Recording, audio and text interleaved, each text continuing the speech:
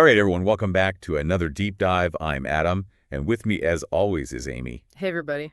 And today we're still kind of reeling, I think, from this wild 2024 election. Yeah. Donald Trump is back in the White House. Round two. Round two. Yeah. He defeated Kamala Harris. That's right. And so there are tons of hot takes and analysis flying around. But, one of the things that we always try to do on this show is to look beyond just kind of the surface level and really try to dig in. Absolutely. So one of the first reactions, actually, that really caught my eye, Amy, was from AOC, Alexandria Ocasio-Cortez. Yeah. And she posted a video on Instagram. I saw that. Right after the results came in. And it was just really interesting. I don't know. Did you get a chance to see it? Oh, yeah, definitely. And you're right. It was definitely a very raw, very emotional response. Yeah. And it felt, you don't really see that a lot from politicians. Yeah, it felt very authentic. And, yeah. Like someone who was just grappling with this in real time, this huge political upset. She even called it a scary time. Those are pretty strong words. Yeah. What did you make of that? Well, I mean, it's interesting because I think it does reflect a lot of the anxiety that I think a lot of people are feeling. But beyond just kind of that initial shock. Yeah.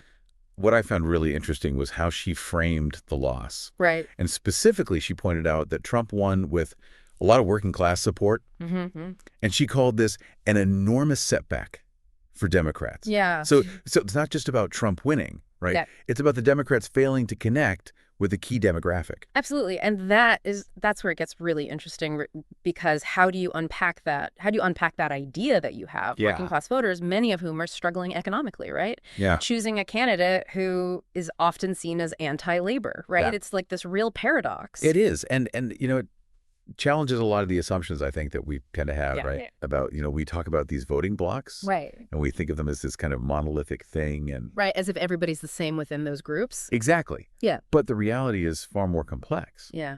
There are so many factors at play. Right. You have economic anxieties, you have cultural values, you have, distrust of institutions. And so it's a puzzle with a lot of pieces. Absolutely. And AOC throws another piece into the mix when she suggests that sexism might have played a role in Harris's loss. Right.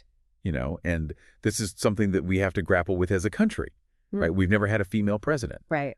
So how much of a factor do you think gender bias was in this election? Yeah, that is a question that deserves serious thought.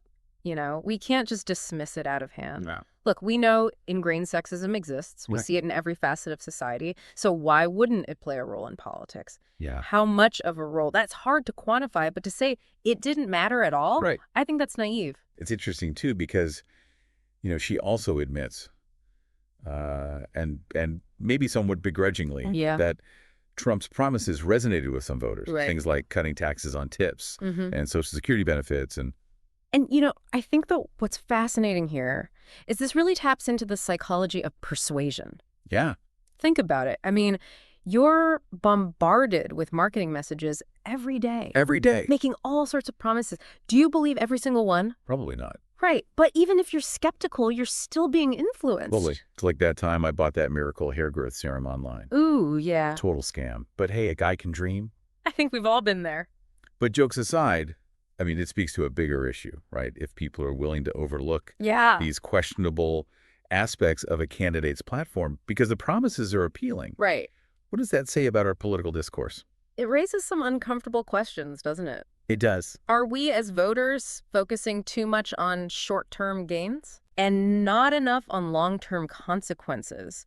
Are we too easily swayed by rhetoric? Yeah. I mean, these are questions that we all need to grapple with. And to her credit. Right. AOC does kind of offer a way forward, right? She calls for Democrats to get real and deliver a concrete agenda that addresses the concerns of lower and middle-class Americans. Right. Things like raising the minimum wage, lowering the Medicare age. Right. Do you think those are the right solutions?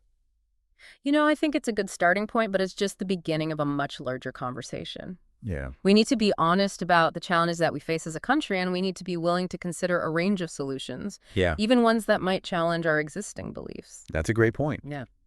It's easy to get caught up in these ideological battles. Exactly. But at the end of the day, we need solutions that actually work. Right. This isn't about scoring political points. Right. It's about improving the lives of real people. And she closes with a pretty stark warning, saying that Trump will be emboldened in his second term. Right. Her exact words were, when he says he's going to do something, believe him. Wow. It's chilling. It definitely makes you pause and think, if AOC, someone who knows Trump's tactics firsthand, believes he's going to double down on his agenda, what are the implications of that? What does this mean for immigration policy, for healthcare, for climate change? Yeah. All the issues that were so fiercely debated during the election. Right. It's not just about disagreeing with his policies. It's about understanding the potential impact they could have on the country and preparing ourselves for what might come. It's a lot to digest, for sure. It is. But that's what we're here for, right? To dive deep into these complex issues and try to make sense of it all. So, to all of our listeners out there, what are your biggest takeaways from this election? What are you most concerned about? Yeah. Share your thoughts in the comments below. And as always, don't forget to like and subscribe. Like and subscribe For more insightful deep dives into the issues that matter.